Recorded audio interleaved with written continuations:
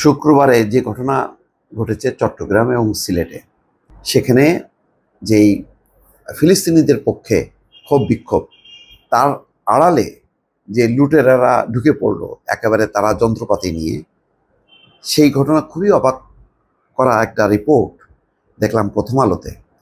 সেখানে তারা প্রস্তুতি নিয়ে ঢুকে পড়লো বিক্ষোভের মধ্যে, হামলা চালালো এবং কোনোরকম তাদের ওই চেতনা টেতনা কিচ্ছু না, জাস্ট লুটপাট করা।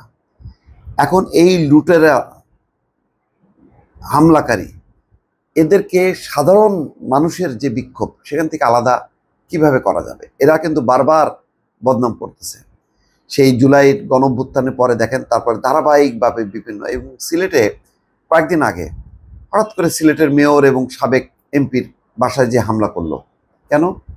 ঝটিকা মিছিল করলো তারা, আপনি তাদেরকে প্রতিহত করলেন না, আপনি যে হামলা করলেন সেখানে কি কারণে?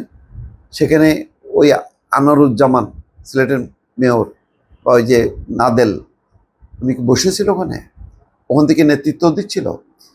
এবং দেখেন, যেখানে হামলা হচ্ছে সেখানে লুটপাট হচ্ছে। এই হামলাকারী এবং এই লুটপাটকারী এরা কি কোনো চেতনার অংশ? এই জিনিসটা নির্দিষ্ট করতে হবে। যারা বিভিন্ন বিক্ষোভে নেতৃত্ব দিচ্ছেন, আয়োজন করছেন, তারা যদি হামলা এবং লুটপাটকারীদের ঠেকাতে না পারেন, তাহলে প্রতিটা বিক্ষোভ, প্রতিটা যুক্তিসঙ্গত বিক্ষোভ, আয়োজন, প্রতিবাদ সব কিছু কিন্তু বৃথা হবে।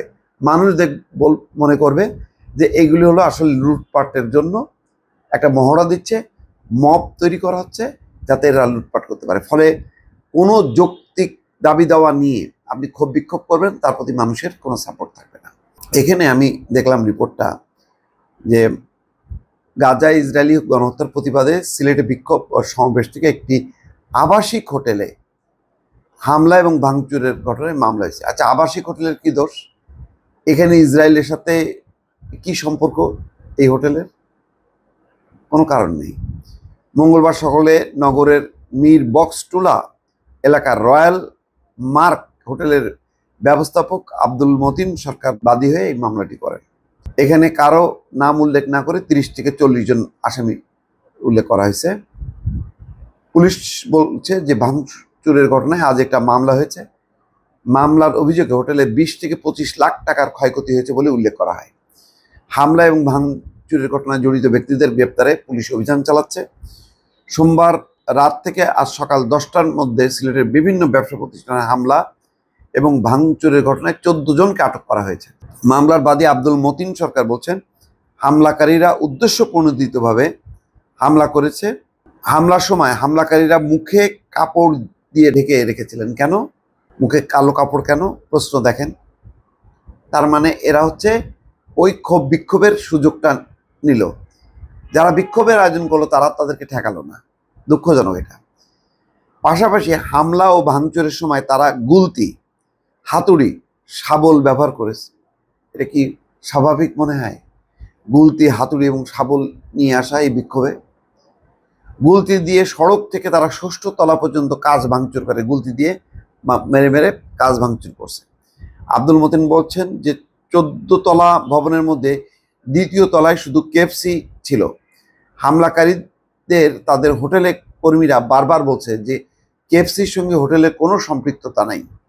তারা ফিলিস্তিনির পক্ষে হোটেলের সামনে ইসরায়েল গণহত্যার প্রতিবাদে ব্যানার এবং ফিলিস্তিনের পতাকা টাঙিয়ে রেখেছিলেন। তারা দেখেন, ইসরায়েলের গণহত্যার বিপক্ষে এবং ফিলিস্তিনিদের পক্ষে তারাও অংশ নিয়ে ব্যানার টাঙায় রাখছে। এরপরও হামলাকারীরা তাদের কোনো কথা শোনেনি। হামলাকারীদের আটকাতে গিয়ে হোটেলের 7 থেকে 8 জন কর্মচারী আহত হয়েছে।